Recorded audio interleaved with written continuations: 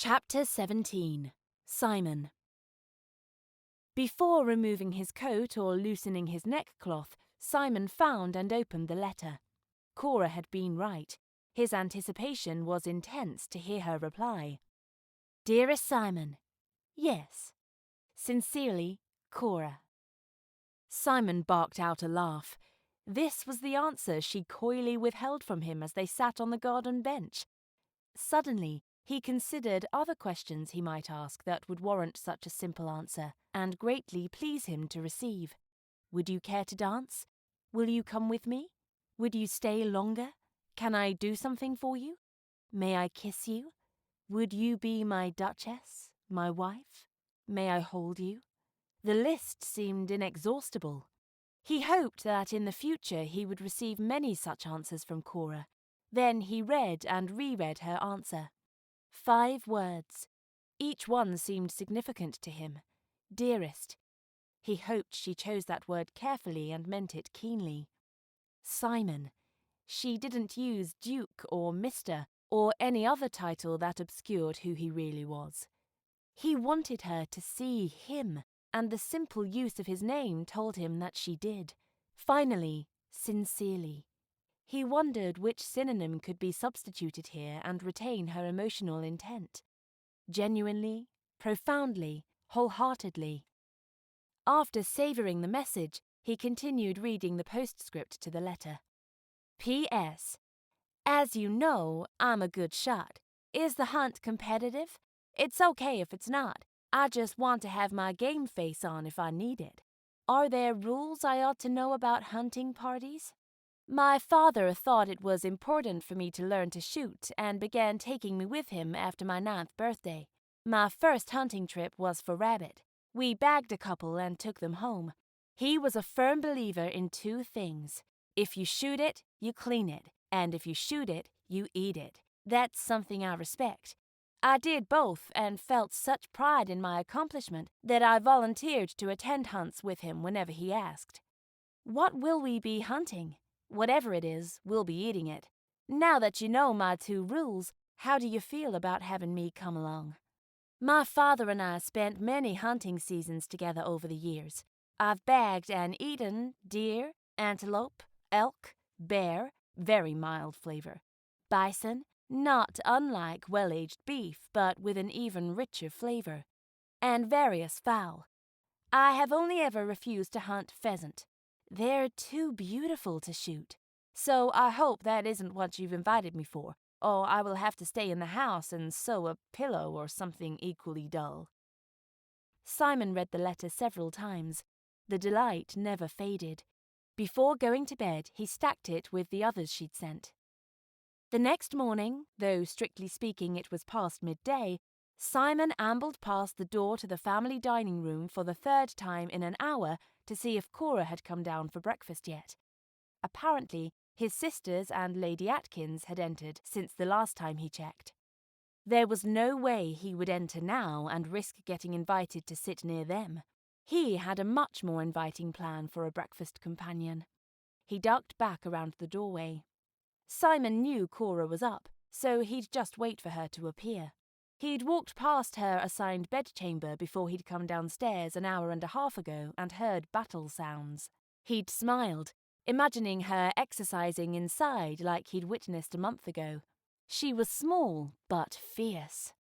He would soon have to leave Aunt Nellie's house to check on some business interests on his way to returning to his home. That meant only 1 more day of Cora's company before several days without. He'd make the most of it. Riding, taking walks, games or cards possibly, whatever she'd like. Good morning, Your Grace. Simon spun on his heels to find Cora scooting behind him to enter the breakfast room. No, you don't. There will be no Your Grace or Duke or anything except Simon between us. He offered his arm and they entered together. He didn't even tick his eyes toward the other women, but led Cora directly to the sideboard laden with everything a guest might want. Simon enjoyed watching her fill her plate. Ham, tomatoes, baked beans, mushrooms, eggs, with crumbled black pudding. She sat at the corner of the table as far away from the other women as possible. Predictable and preferable. He carried his own plate, balancing the extra scones, and laid it at the head of the table across the corner from Cora, putting her on his right. As he did, 2 scones tipped on the edge but didn't fall. "Oh, Simon, do come sit with us this morning," his sister Georgia said overly loudly even for Simon's hearing. It annoyed him that his sister would so blatantly ignore Cora's presence. He hoped that in her exuberance to pair him with Lady Atkins, her manners slipped unintentionally. He nodded toward the ladies and managed the smallest smile. "Good morning. I'm afraid now that my plate is set, I dare not pick it up again. Since Miss Ray is likewise already sitting, we'll stay. Enjoy your breakfast." As Cora began cutting a piece of ham, he noticed that each of the other women had but toast and tea set before them. There were so many little things he loved about this woman. Before he and Cora finished, he asked, "Would you care to go riding today?" "Darn, I'll have to say no. Aunt Nellie has arranged an outing for the children, and I'm helping attend them. We're going to the river so they can play in the water. Really to have a picnic and fishing, but we all know how that's going to turn out." "Perhaps next week, then." Simon tried not to show it, but he felt robbed of her company. He had received a message that he needed to leave earlier than he'd originally planned, so he could take a small detour to assess a bridge that had been damaged in recent rainstorms. At the latest, he needed to leave before evening. He was grateful that she had accepted his invitation to his home, and they were not parting company for a long period, merely a few days. "Why don't you come with us?" Cora's touch to his shoulder turned his attention immediately to her. "Not really a ducal thing to do, so you'll have to leave your persona behind and just be yourself for a few hours." Was she challenging him? He was never more himself than he was when he was with her. Cora's smile said she knew exactly what she was doing, that her request was just the thing she knew he'd rather do. "Thank you, I accept." "Wear something that can get muddy. We're meeting at the pavilion in an hour." When the time had passed, the children ran ahead with Nellie and a maid as Simon and Cora followed the group. By the time they got to the banks of the pond, Aunt Nellie had tossed in a number of lines and had children settled in for fishing. Simon directed Cora to a simple wooden bridge overlooking the stream that fed the pond and pulled her down to sit with him on the edge. They sat silently, Cora watching the children and Simon watching her. She was sitting so close that her arm gently brushed against him as her feet swung beneath the deck of the bridge. The afternoon sun shone without clouds obscuring the sky, a rare thing that. They sat companionably for a few minutes before he asked, "You said that your mother was deaf. What was that like?" Simon worried that his condition would worsen with age, as hearing often did. How would he communicate with friends and family? Would he just be left alone and outcast? Perhaps he was hoping that her experience would give him hope. "I don't know. Being deaf was normal for my mom, and I didn't know anything else. I could hear my dad, but I could see my mom." "How did she get your attention when you were in trouble?" "I never got in trouble." Simon laughed. "Well, she signed my name, or she waved her arms or stamped her feet to get my attention." "Could she speak?" Simon's question seemed to startle Cora. "No, but many who are deaf can. I guess you wouldn't know the possibilities, not having grown up around it. We used to sign when it was just our family around. It was my mother's language. It was her voice. Her hands moved in a way that conveyed the words that anyone could sign, but in a way that was uniquely her. If I could have seen only her hand signing, I would have been able to pick her out from the way they moved." Simon noted the partial smile on Cora's lips at the memory. "What did your name look like?" he asked, then immediately wondered if he shouldn't have. "Is it too personal?" "It's personal, but not private. It's my name. A name sign is given to you by someone who is deaf. It's highly personalized and carries meaning beyond labeling you. The name my mother gave me was—" Cora went silent and raised her right fingers to her slightly puckered lips, then moved them to touch above her heart. "That means Cora. She told me I was like a kiss to her heart." Cora made the movements again. I miss her every day. Did you have a name for her? Simon asked. He wanted to reach for her hand, but didn't want to hamper her ability to sign the word to him. Cora nodded slowly, then raised her hand, placing her thumb near her mouth. Then she dropped her hand to touch her chest with her middle finger. Technically, this means mother, she said as she touched her face again, her palm open. And this means heart, she said as her fingers swung down to touch over her heart. But together, they're my mother's name from me. I guess I associated heart with her because of her reason for my name. Her eyes misted over, and she added, My dad told me that as a toddler I would just sign mother for her. Then one day when I was 4, I added heart to it and never stopped or changed again.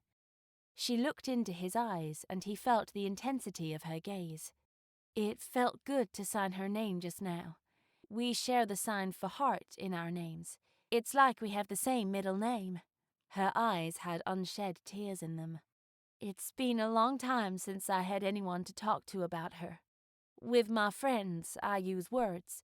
They seemed watered down in a way, without the meaning embedded in the movements.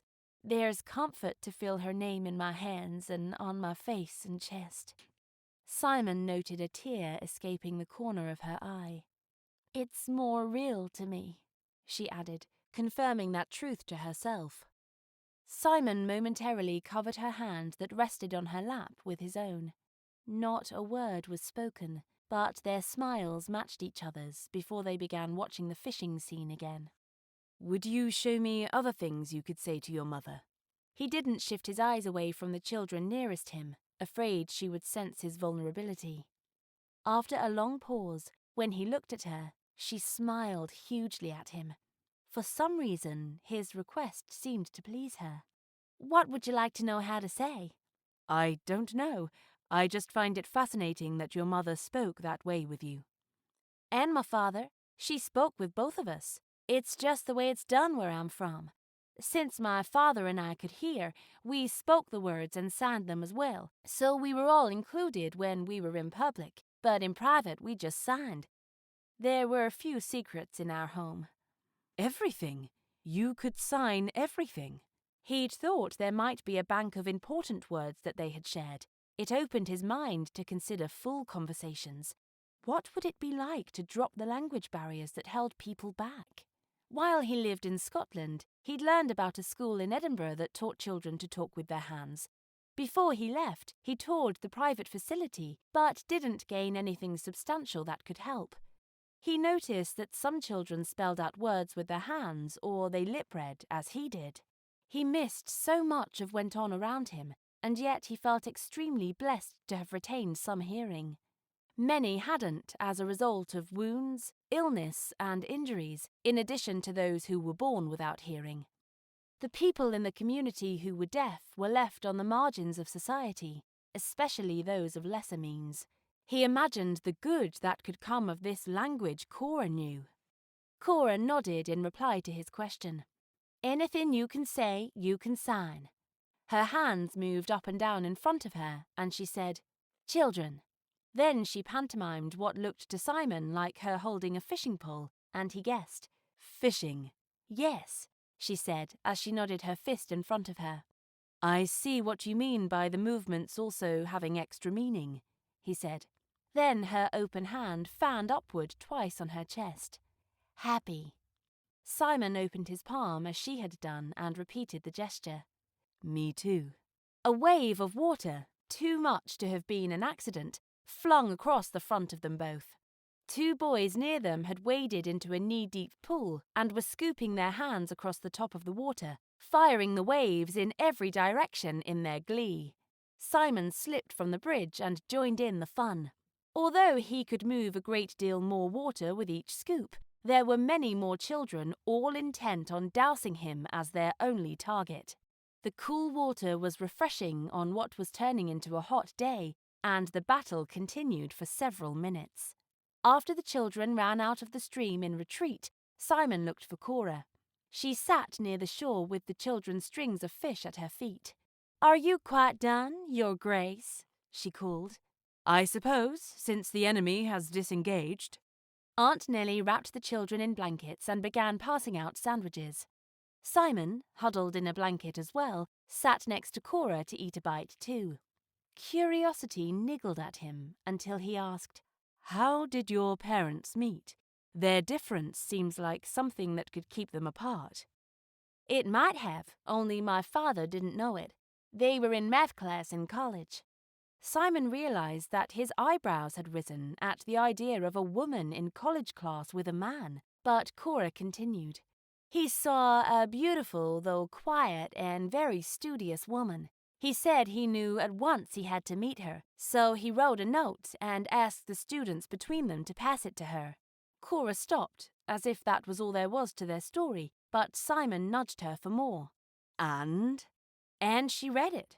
Then she wrote a reply saying that he could continue to send her notes in class, and she would let him know if she was interested in meeting him face to face. My father wrote more notes to my mother than he did about the math lectures for the next 2 weeks, and she agreed to meet with him after class. He caught up to her just outside the classroom door, and she handed him another note. It said simply, 'I'm deaf. I can read your lips and read your notes, but unless you can sign, we might not be able to get to know each other.' My father took that as a personal challenge. He dropped a class, added a sign language class, and continued to write notes to my mother as they began to court."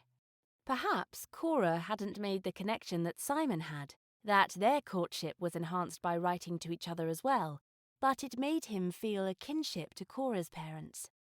"And if they hadn't any paper, they would write messages on each other's hands," Cora said. Simon held his hand, palm up in front of Cora. "How did that work?" he asked, unable to keep the mischief from his voice. Cora's answering smile told him that she was willing to play along with his request for a demonstration. Her small hand cradled his as one slender finger moved across his open hand.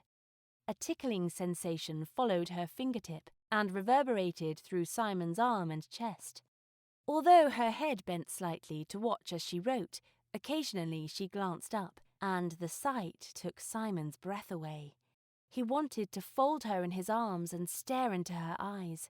His body ached with the restraint he felt at continuing to hold himself away from her. The only way he could think to sate the desire was to kiss her. He looked into her eyes again and down to the smile on her lips. He stopped himself from leaning toward her. Not here. The children.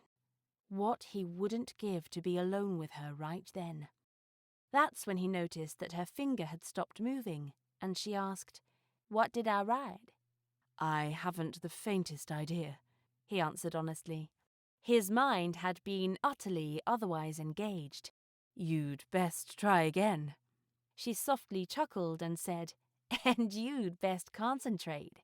"I was, just not on the letters." Aunt Nellie called out that they were heading back to the house. Simon extended his arm to Cora and escorted her back to Twickenham Manor.